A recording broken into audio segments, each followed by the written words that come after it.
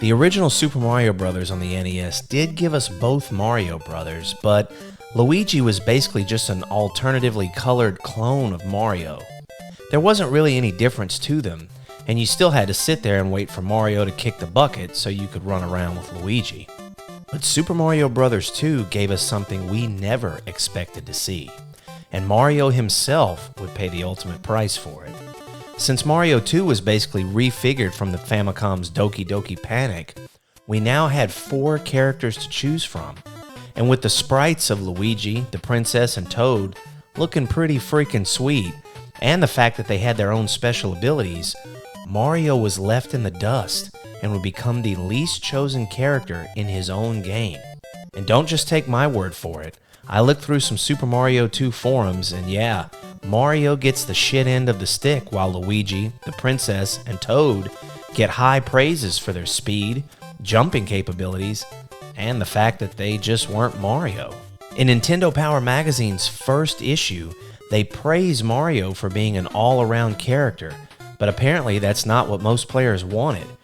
People who played with Toad found out how useful he was when it came to digging through the sand and lifting items with minimal effort. Toad even ran faster when he was carrying things, if you can follow the logic on that one. Everyone loved how the princess could float over obstacles, and she received a lot of attention for being one of the first ladies you could play on the NES.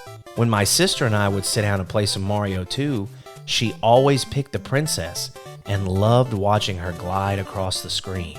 While Luigi's high jumps took some getting used to, they came in incredibly handy for reaching very out-of-the-way places. And while every character did a super jump, Luigi's was a whole other level. It just seemed like Mario was outshined in his own title. While sometimes it's good to be a jack of all trades, that also means you're a master of none. And I think a lot of players just liked that you had choices that had true individuality. Plus the fact you could grab a new character before every single stage meant you could really focus on your character choices because you had stages where you needed to dig quickly, jump really high, or float across shit you didn't want to be bothered with.